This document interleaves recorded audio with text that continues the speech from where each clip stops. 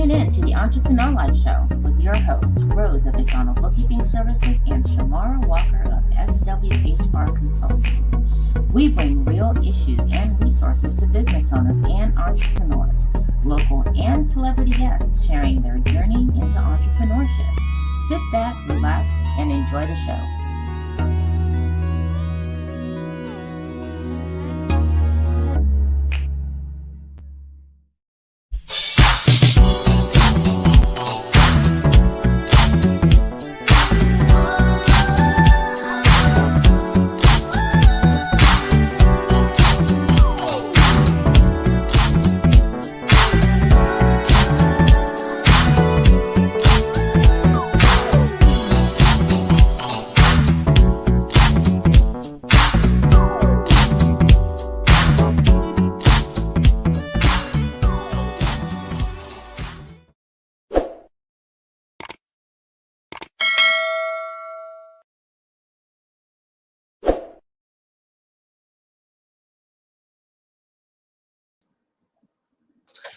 Hey there, hey, what's up? Welcome. Hello, everybody. Welcome, our listeners. We are back to another day in the life of an entrepreneur where we stream simultaneously on several different podcasts, on social media, Facebook, and YouTube. So be sure you subscribe. Over here. Subscribe to our YouTube channel. And so we like to say we share great guests with you that will share their journey into entrepreneurship so you can get to connect with them, ask questions, and maybe use these resources for your day-to-day life. So we would first like to start off by saying thank you to our sponsor, Marketing Out the Box. Marketing Out the Box Media. So if you want to get your business right and you want to become visible and sustainable, check out Sean Maddox with marketingoutthebox.com. And I am your host, Rose from McDonald Bookkeeping Services. And I am Hello, everyone. And I am Shamara, the co-host with SWHR Consulting. And we are super, super duper excited to have our guest on the show today. He is Leon. I know you guys know who he is, and we're super excited to have him on the show. So Leon is an actor, producer, musician, singer, Grammy-nominated individual. He, you guys know who he is. You know, he's done so many different things. He's been on TV and film, so Too Much to Account For, Cool Runnings, The 5 Heartbeats, Stay Back, Little Richard, and so many amazing entertaining genres. So we are so excited to have him be on the show today, and he's going to tell you all about him, what he's doing now, what's up and coming in his world, and just to get to know him a little bit more. So welcome. You're bringing him on the show. Woo! Yes. Hey. Hi. Thank you so much for being here. We so appreciate you. We so appreciate you accepting our offer to come on the show. Okay. So I'm happy to be here. I'm so nervous. Rose. Okay. Well, I got my hair done yesterday just to make sure the show we got our hair done. Well, I appreciate that. I really do. Okay, so I would like to start off by asking. So, of course, I didn't really realize that actually you've always sang, so or in a band. So when I was kind of researching you, and you had a band, and so I thought, how did you?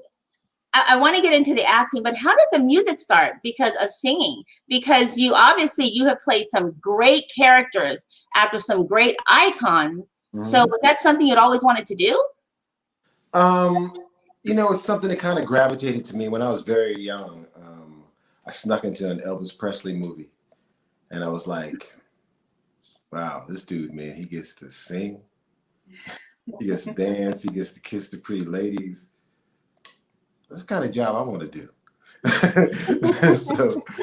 So I kind of always had that in me, and the first production I ever did was a rock and roll revival when I was in eighth grade.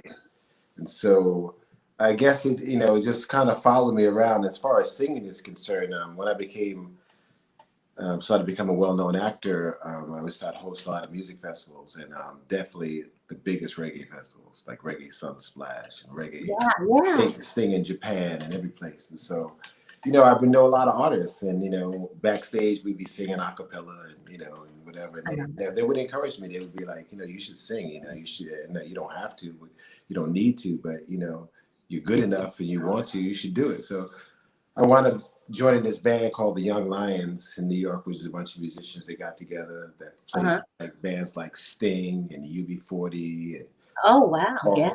and Bruce Springsteen. And we just started, playing around. We started getting popular, but I wanted to do original music.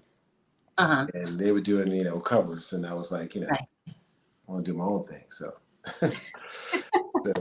yeah. And then, we started playing my band, The Peoples. And then, tell people I had to pull a David Ruffin on them. Right. and call the band Leon and the Peoples, because we got better shows that way. So, I mean, so when you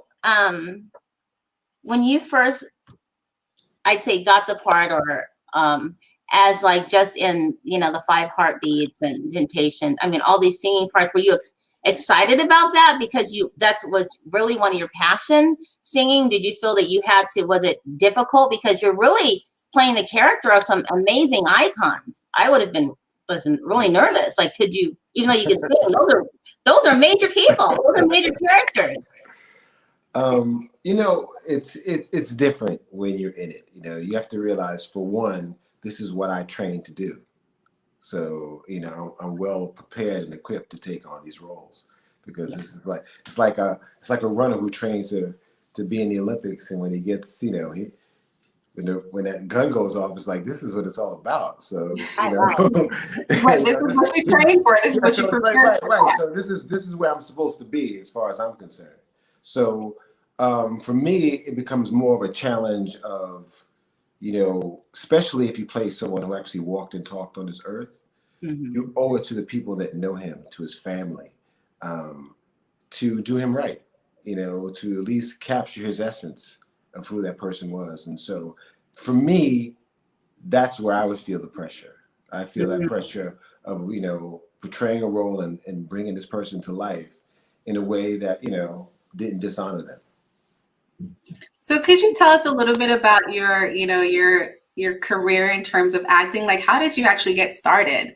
Like, where did that, how did you become who you are today? Do you remember your first casting call? Let's say that. Yeah, I remember all those things, but it really started for me. I was an all-everything basketball player out of New York, and so I for some reason, I only took scholarship offers from California, and I went to Loyola Marymount University. Oh, yeah. And a graduate film student, in the spring, just chased me down and begged me to be in this movie, and I was just like, well, why don't you get somebody in the theater arts department? I'm sure they would love to be. And he's like, no, I've been watching you. I have a good eye. There's something about you. You're going to be in the movies one day, and I want to be the first person to do it. So, wow. I try anything once if it's safe. And so, I did it, and I had an experience that we all had. I was very comfortable when I was on set. I felt like, like this is where I was supposed to be. So kind of changed my major, became a theater arts major, and started studying. So what was the first role that you actually got as an actor? Do you remember? Well, it's 2-part. I mean, the first role I actually ever got as that I was casted in, that I went through the traditional process, would be an ABC afternoon special. Yeah, with Ralph Macchio. Oh, wow. Wow. Yeah. Yeah, I remember that whole casting situation. And then I think but the first time I ever got into a film, was able to get my SAG card and everything, I was this guy I knew, Corky Ford, actually was a working actor, one of the few Black working actors around. He came by this photography studio, and we got to become friendly. And he said that,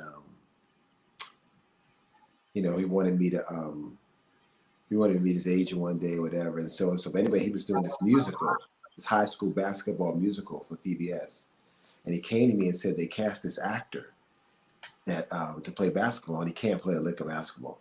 So to hook up with somebody, and he says, I know. I know. I told him I got the perfect guy. So you got to come meet the producers like right away. So I went down there, I talked to the producers. They were like, okay, cool. Well, listen, I hope you don't mind, but we don't want to take a chance because we took a chance last time with the kids. So could you shoot around a little bit? So I went and, shot around, hit a couple of jump shots. And then I threw the ball off the backboard and I caught it behind my head and dunked it. They just ran out and gave me a contract right there. So my basketball came in handy in getting my career started. That's awesome. I want to talk about Cool Runnings. Your accent. That was my question, but go ahead. So one was, okay, your accent. Did you have to really practice that? And did you really bobsled? Did you really do the stunt part, or were there people who did that? Did you really have to participate? Okay, so I would say before you answer that question, I just wanted to let you know that that's the first introduction to you for me, because I am actually from the Caribbean, from the islands. And so when we had an opportunity to see somebody from the island, representing islanders, and, it was just very inspirational for me, and just knowing that there's a way out. Right. And so it's really nice to just be able to meet you, to be honest. So yeah, please tell us more. Okay. Well, I'm glad that it had that kind of influence on you. I really am. I mean, every time when you make a movie, you hope that that it resonates with people, that it touches someone in a certain way. And that movie in particular touched people in so many ways. I'll answer your question in a second, but just to go off to what she said, Dougie Doug, who played Sank in the movie with me, we were inducted into the Canadian Sports Hall of Fame. And they actually did a screening at a theater of Cool Runnings. They were doing 2 screenings of it. And the lines were around the block. Now, these are people who have seen the movie so many times, have it in their home, and they're still lining up to see this movie. Yes. And people are telling stories. One girl, how she moved to Calgary because, from Vienna, because she saw the movie and wanted to be, in Calgary because where Cool Runnings was. One kid, his father died, and he watched Cool Runnings for 30 straight days. Oh, wow. To get over it. And it was just so many amazing stories. It was amazing. So okay, as far as the accent's concerned, the accent was really hard because it wasn't a true Jamaican accent. Right. What happened is that it's a Disney movie, so I was speaking as authentic as possible. Luckily Malik Yoba's character, Hugh Brennan, was able to do that because he was from the streets. And Junior Bevel was, an upscale youth. So he got away with it. But I kept getting notes from the studio saying, listen, you can't talk that way. We don't understand you. They're not going to understand you. He says, they actually got a note one time because I was the lead character. Said, we want you to sound like a black Aladdin. What? And I'm like, that's a different accent than a Jamaican accent. Excuse me. I know that.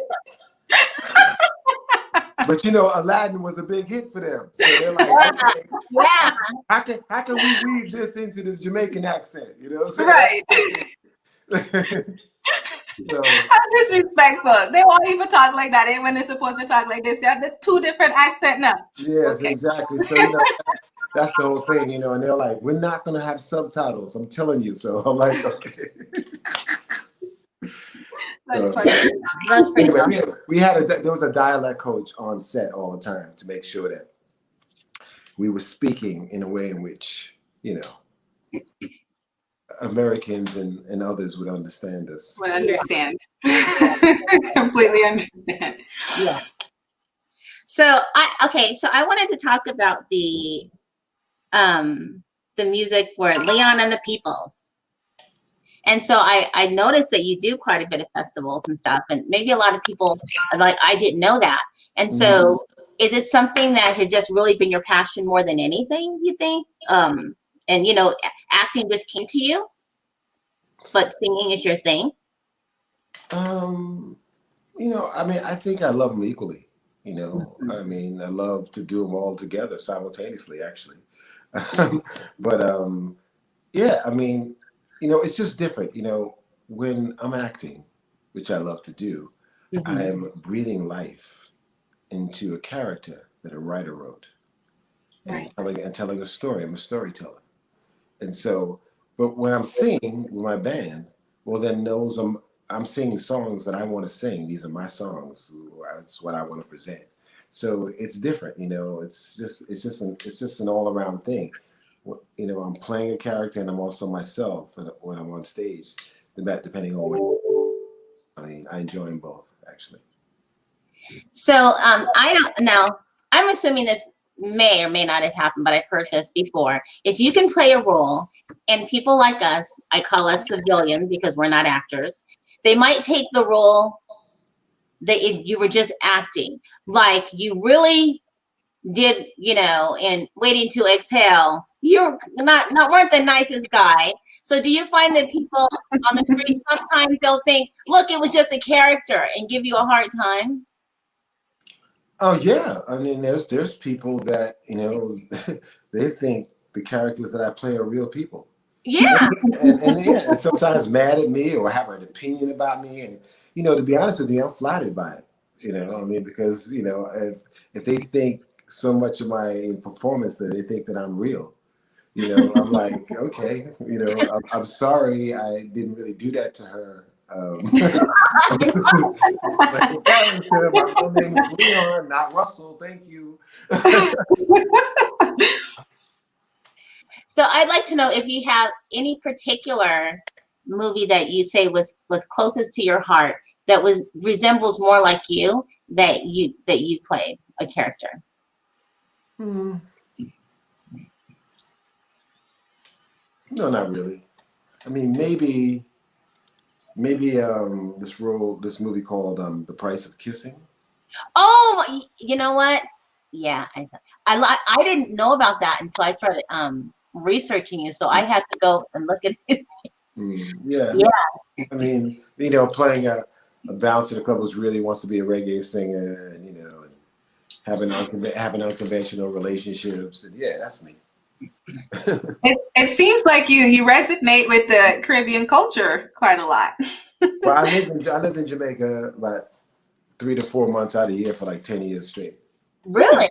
Yeah, so So tell us all about that experience. that's how they found me for Cool Runnings, because when they went to Jamaica, everybody was saying Leon, Leon, Leon.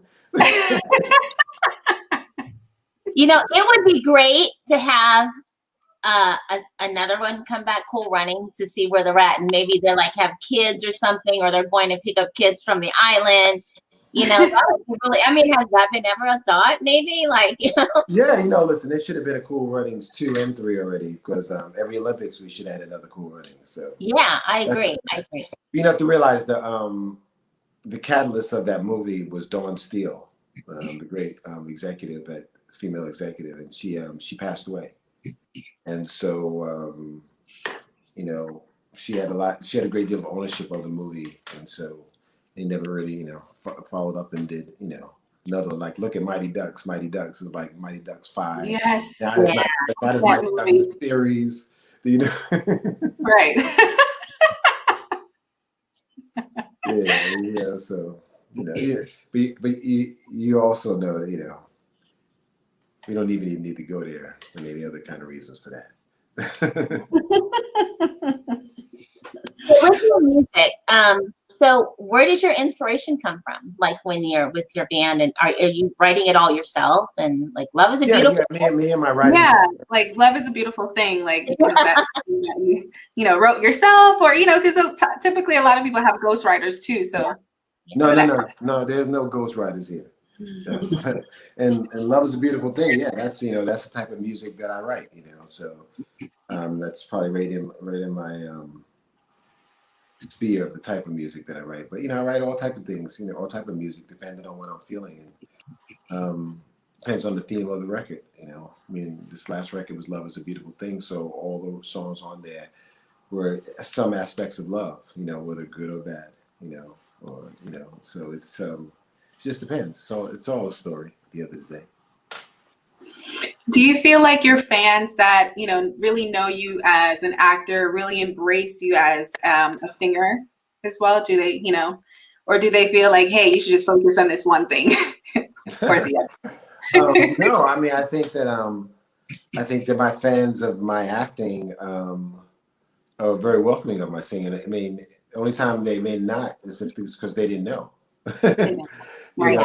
But once they find out, it's like, even when I've been on tour, I've been on several tours with an artist named Barris Hammond, and sometimes I make a surprise appearance on tour, and they want to know, and people at first when I come out, and then when they see it's me, they just cameras everywhere, they're going nuts, they're going crazy, and I think I have a bit of an advantage because I think that if you were to think of actors that you'd want to go see sing or that could sing, I think I'd probably be kind of at the top of the list or somewhere near there.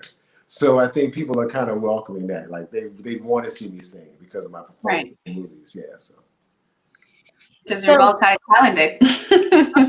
So, is there anything that now that I think, you probably made it, I mean, you're amazing. So is there anything where you would look back and think that you would have done differently now, knowing what you know now? Because I know that your daughter's beautiful. I mean, her parents are beautiful. And so she could model, she could act.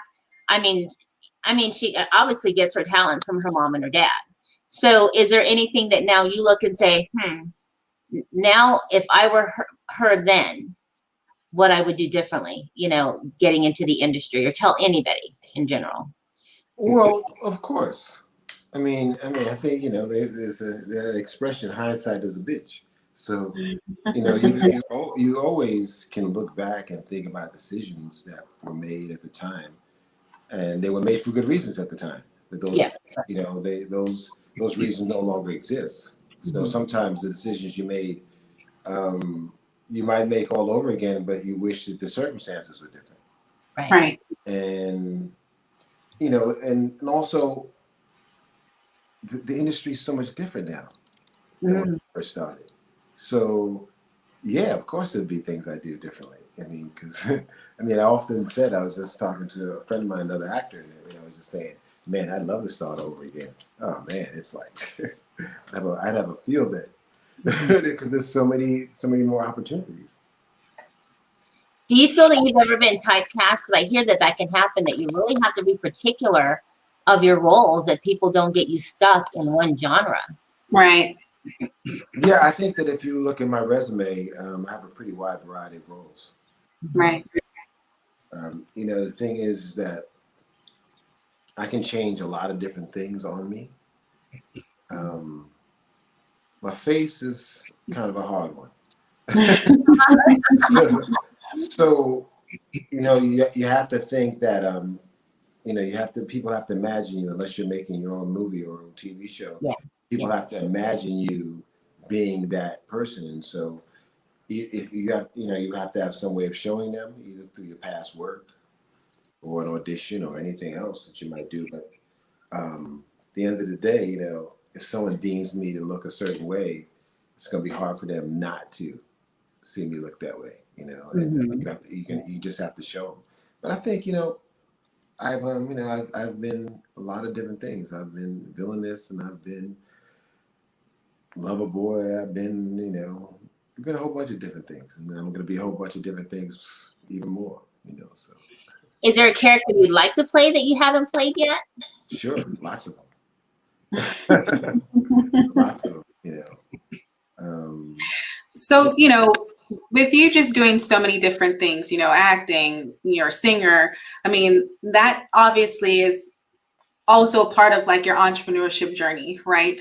Through your career. And so what piece of advice would you give to someone that is in your industry, as they try to get to the level that you are on, in terms of understanding the business side of getting to that point? Because of course anyone can act, anyone can sing, but there's also that, that part of being able to maintain you as a business, because you're selling yourself, in order to continue to grow. Well, the most important thing is to realize that this is a business, and although Right. it is the arts, and is what you should concentrate on, because if you don't, if you're not able to grasp the art of it, you're probably not going to have a career. And so, you maintain doing the work that you can to be the best you can, but realize that everything is a stepping stone. Everything is, a building to the next thing, so that you can sustain yourself. And there's going to be peaks and valleys, and you're going to have to sustain them if you want to, make this your career. If you want to be able to do this, for decades and decades. And as you change, as your face change, as the industry changes, the one thing hopefully will be consistent will be you working. So I think that, it's very important to know the business and know that you're getting into a business. But I think at first, when you're first getting into this business, you need to be an artist. You need to be good, because that's what they're looking for. And once you get your foot in the door and you're actually working, then look at it as a business. But remember, being good is like pretty much your best way of getting in, I think. So did you find, are you still having to continually like educate yourself and taking like, singing and acting classes or any type of mentorship? That, because I would think that as times change, an actor is always having to rebrand itself and change, you know what I'm saying? So I would assume that, that you're always like doing something different to better your skills, better what you have. People see you differently. Yeah, I think it's very important. I think you get to the point where I'm at, and and some of my peers are where I get to sharpen my skills and work on things, and also get paid very well at the same time. Right. Yeah. Because what I prefer to do is go back and do theater. So, oh, well, yeah. Yeah. So and luckily enough, I'm a draw in the theater world, so I get paid to actually keep sharp. So I feel blessed that that's something I can do. And plus, I love the stage. I mean, if it was up to me, I'd be on stage all the time. And of course, with theater, it's much harder, because I think you get one try, when you're on stage, that's it. Not like acting. Let's do that again. Right. Yeah, but that's the way it's supposed to be. That's the way you learn. When you're learning acting, you're studying acting. There's no take two, because you're learning to be on stage. You're learning to break down your character and who your character is on this journey. And you go on each night, and each night is different. You may say a line different. Your co-stars may act different, which makes it different from night to night, and you find different things. And each audience is different. Some audiences are really live and some aren't. It's just each night is a different night, and yet you're telling the same story, but it's resonating a different way each night. And so it's a beautiful thing. So, as you were getting your career started, was there any particular actor or singer that kind of inspired you to continue to, move forward and, reach out and catch your dreams as you continue to, grow in your career? Do you mean someone that I actually had a relationship with? Not necessarily new, but had the opportunity to watch and learn from them, and then use that as a way to kind of hone in on your skill set, and then maybe being able to meet them today, or as when you became famous. No, I can't say there is. I mean, I'd say in the singing world, it would probably be Barris Hammond. Because I've been around him a lot in the recording studio. He produced my first single. He has a record that he produced and wrote on his latest album. And I've been around him so much, and he's such a perfectionist, and he's so great. and his fan base is ridiculous. And so watching him every night is like being in school, you know. Same thing with my friends, Morgan Heritage, you know, just being around them, watching their professionalism on stage is, you know, is always something to learn from. So when you were singing in like the Temptations and, you know, other, you know, movies that you've been in, were you able to at any time, because you obviously can sing, this is what you don't just sing for the movies, you sing as part of your, because that's what you do, entertainment, that's part of what you do. Mm-hmm. Were you able to like do your own thing? Because I know, of course, they, you know, I'm sure you have the writers, this is how they want it, and, you know, the producers, how they want it to look. But because this is you, and I'm sure you can feel it, you got to like ad lib a bit, like kind of do your own thing on the stage while being on camera, or was it strictly, no, this is how we want it to look, how we want it to be? Oh, you mean the choreography? Yeah. That and just the singing piece and everything, just to be able to express your true self through the character. Okay, so as far as the choreography is concerned, you know, all the things you see the Temptations do and sing, you know, that was you know, that was what the Temptations did. So we were basically learning the steps of the Temptations. For me individually, you know, I got to do my own thing, but my own thing was, you know, from my studying of David Ruffin, you know, hand gestures and things like that. And then as you see, one of my favorite scenes is when we appear on the Ed Sullivan Show, singing "My Girl." Oh, Yes. You know, all those moves like that. We slide and do the slide back and stuff like that. Yeah. You know, like that. You know, that's them, but it was fly though. How difficult was it, or is it, when you're having to learn somebody else's character? And like you were saying, just hand gestures, body movements, facial expression. I mean, was that difficult? Did it take a long time to get that? Just because like you said earlier, you really want to do that part justice. Well, yeah. I mean, it just depends on how you approach your roles. You know, like for the Temptations, for example, I'm a bit of a method actor when I have an opportunity to be. So, you know, I was in character the entire time. You know, all through rehearsals into the end of the movie. You know, I mean, I only answered to David. I never answered to Lee. That's just the way it was. And so I, you know, for me, I had all the TVs in my house and everything. It was just old footage of David Ruffin playing all the time. Wow. You know? So every time I saw him, so I was just saying, it was just, you know, it just became second nature to me into what, you know, some of the things he would do, and then I would improvise and do it in my own style, of course.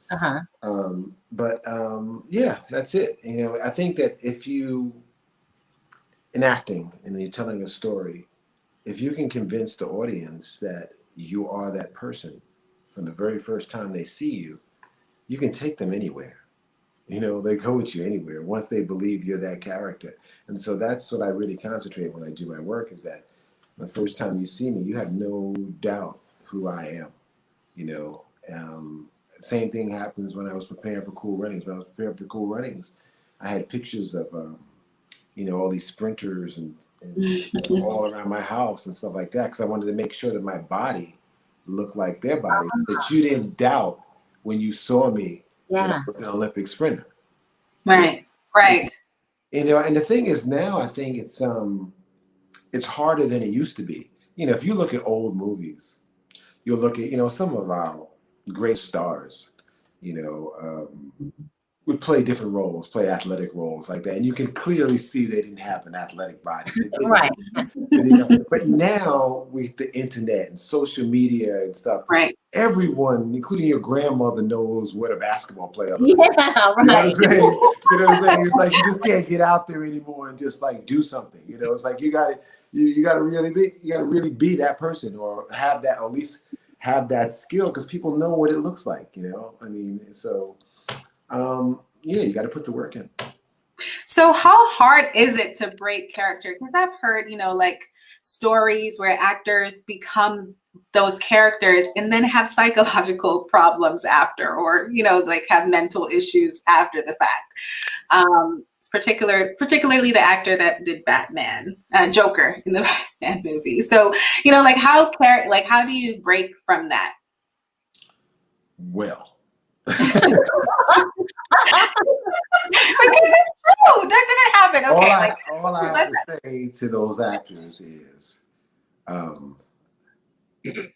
thing as Laurence Olivier said, son, it's just acting.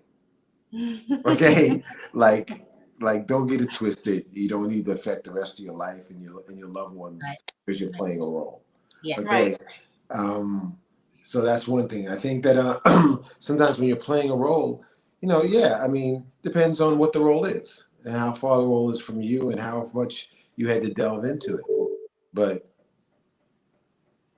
I find it pretty easy that, once we wrap to, get back to being Leon. How is it working with Robert Townsend? He just seems to have his hands in a bit of everything. And an amazing eye for the best movies. I mean, and they all say something. Kind of reminds me of what's his name? The other I've just forgot his name, but with the big glasses. Spike? Yes. They know how to tell a story. Mm-hmm. and it really resonates. How's it working with him? Love working with Robert, and I hope we can do it again. Did the 5 Heartbeats together. We did Little Richard together. Did a wonderful web series that won awards, and you should see it, called Diary of a Single Mom. It's very good. There's a lot of really good people in it, and I mean, he's a storyteller, and he's a master at what he does. I always hope and wish to see him, do the biggest of things, because I think he deserves it. I recently saw his one-man show up in the Bay Area, and he was just amazing, just telling stories of his youth. And if any of you haven't seen the documentary he did last year called The Making of the 5 Heartbeats, you should see it. I didn't hear that. What was that? If any of you haven't seen the documentary that he made last year, they got nominated for an Image Award called The Making of the 5 Heartbeats. Really? No. Yeah, you should see it. It tells a story from him as a little child, when he came up with the idea to do the movie, and all the struggles and casting, and you should see it. It's really, really, really good. Go ahead. Oh, I didn't want to interrupt you. No, you're fine. Go ahead. Okay, so now that are you going to be if we want to see where you'll be performing anytime coming up? I'm in Vegas, and I see you do a lot. It seems like on the East Coast, because I would love to see you do your thing at some festivals and stuff like that. I mean, no, listen, we've played Vegas a few times, and I look forward to coming out there again. The one thing, there's two factors. One, we have a pandemic still plaguing this country. So, as far as live performances are concerned, there's still, there's no clear sight ahead of us that we know is going to happen. Mm-hmm. And so we don't know what festivals are even going to even take place. They just canceled Coachella for the second time. And so we don't really know. If they do book festivals and stuff, then I hope that we get booked to play some of them out there. I'd love that. In regards to work in the acting world, it's the same situation, huh? Not being able to maybe do the same, be able to get new movies and stuff going because of the pandemic, or how are you guys able to work through that? No, not now. We're back. You're back. Good. All the series are filming. Movies are being made. Yeah. Okay. Perfect. Good, because I'm I can't watch this 20 times anymore. I need some new movies. No, definitely. There's plenty of new stuff coming, trust me. It's just a lot of COVID restrictions, but plenty of new things, for sure. Good. Maybe because I'm older, I find that a lot in not just today's music, but even when I watch things on TV, they don't capture me. And it could be my age. They don't capture me. And it's kind of like the actors or the performers, they're here and then they're gone. Rather than, movies that I've watched when I was even a teenager, and actors, the stories were so different that you still follow them today, no matter what they're doing. So, do you think there's been a big change in the industry that causes that? Because you can, for like my kids, you know, I'm older, but my kids are in their 20s. They'll be like, "Oh, mom, did you hear that song?" I'm like, that song been out. You know what I'm saying? So they're even going back to, you know, a lot of the older songs and older groups that they seem to resonate with more than even current day. You know what I'm saying? And music and acting and actors, and it's like, oh, they've been in the industry and they think it's a new actor. You know what I mean? So do you think it's just such a big change that people are losing the value of real entertainment and storytelling? It's not the same. Well, I mean, I wouldn't say that. I just say that there's so much more now that whenever there's more of anything, there's always going to be more that's not good. I mean, the reason why we give awards or give great reviews or talk about certain shows because they're better than the norm. Right. So they rise above the norm, and so because there's so much out there. Unlike before, there wasn't that much out there. You know, back in the days when, the Five Heartbeats and New Jack City and The Right Thing came out, Above the Rim, like they were like events for us. We didn't have a lot of like black movies that we were going to remember and that were going to be there and so I think it went on to Waiting to Exhale and The Best Man and movies that that really resonated with us because we didn't have that much out there, and so we clung to those stories and we loved them. And now with so much out there, you're going to see a bunch of things that aren't really that good. They're made for just now, or they're made with talent that you don't recognize because this is they're just starting out, or they're in things that you don't watch. And so that's just there's no exclusivity anymore. Everything's just out there. It's so accessible. Yes, without a doubt. Too accessible. Well, we definitely look forward to seeing you in a lot of other future stuff. I know I do. And there's been people that are just enjoying you on our chat line, leaving you comments that I don't know if you see those or not, but that you are just an amazing, amazing person. How we appreciate you being on our show and taking part. And thank you. I appreciate you saying that. It's very nice of you. Yeah. No, we really do appreciate you. Like I said, I'm like, oh, so excited. So before you go, because we don't want to take up too long, maybe you can give us that old Cool Runnings accent, or maybe like give us a little tune, maybe a little like something for our listeners. Well, you know what? I would, but there's certain things that I do and don't do. Okay. One of the things is I don't repeat my lines. Oh, okay. Because you know why? I probably won't do them justice because I don't watch my movies. Oh, okay. I like that. Yes, I like that too. Yeah. Oh, but Rose, we have to show his website. Let's do some of that before we let him go. Just a little bit of that. If you don't mind. If you don't mind. What would you like me to do? We wanted to show your website off a bit and you can tell us a little bit more about what you're working on and how they can get a hold of you if they wanted to partner with you with anything. I don't know. Okay, well, musically, you can always go to my band's website, which is Leon and the Peoples. That's Peoples with an S. Leon and the Peoples.net. My personal website is justleon.com, which is what they're showing you right now. Probably needs a little updating. I'm gonna get a shirt, by the way, but I actually last night I was on here and I said I'm gonna get this one right here. Okay, yeah, well, definitely. It comes in different colors too, so let me know. And and I'm very active on Instagram, which is www.justleon, which is www.justleon. I put 3 W's in front because someone took Just Leon and tried to make me pay for it. So I figured throw a few W's on there and keep it moving. And that's it. Yeah, Leon on Facebook, every place else. Just you can hit me any place you want. As far as what I'm doing now, I just been working.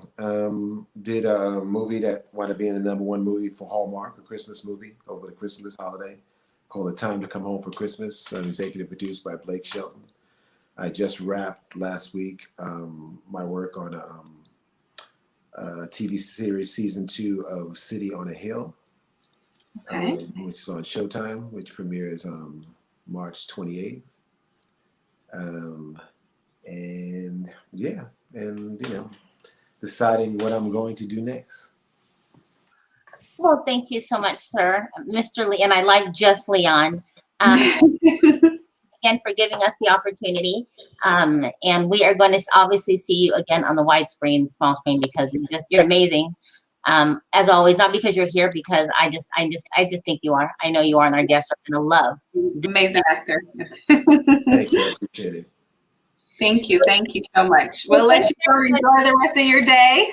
Thank you for being part of our show. Keep doing what you're doing, and keep it positive, right? And stay safe, okay? Thanks. Bye. All right. Bye. So what did you think about that interview? You guys love it? He's such a chill person. He's just like laid back. Yeah, just chilling. loved it. It's like, oh my gosh. We are so happy that you guys tuned in. And for everybody who is listening, wherever you are, thank you. Please, subscribe. Yes, Subscribe to our YouTube channel. Make sure you follow us on social media. Go to our page, the entrepreneurlife.show, entrepreneurlife.show, to find us wherever we are on all of the different podcast platforms. We have some really other great guests coming up. We're really booked, and we're still looking for other great guests to share with you guys, right, Shamar? Just like yes, guys. If you are interested in being a part of our show and you have something to say, something to offer our audience, we would love to have you be a part of our show. We also are going to start doing at the end of our show some quick tips. I know that we focused a lot on sharing the stories of or careers of people that we bring on the show, but we also want to give you guys some tidbits about a little bit about what we do. I mean, as you guys know, Rose does accounting and I do HR, but we also want to share some knowledge towards the end of the show so that you guys can take that away and use it in the future. So on our next show, we'll have a little bit of quick tips at the end, and hopefully that is helpful for you and your business. Yeah. So subscribe, Entrepreneur Life Show, on our YouTube channel. If you need to find out where we are, just go to our page, entrepreneurlife.show, and you will find all the podcast platforms we are on, our YouTube channel. You will see all the other great guests we've had on, Shantae Moore, Darren Henson, Robert Richard. He took off his shirt for you ladies like I know. You have to go back and watch that, because I think everybody was drooling when that shirt came off. A lot of great interviews, as well as some really great businesses, entrepreneurs on there that's going to share a lot of information with you. So make sure, don't miss out, subscribe, be a great follower. And we will see you on our next show. Check out our calendar. Thank you, guys. Bye.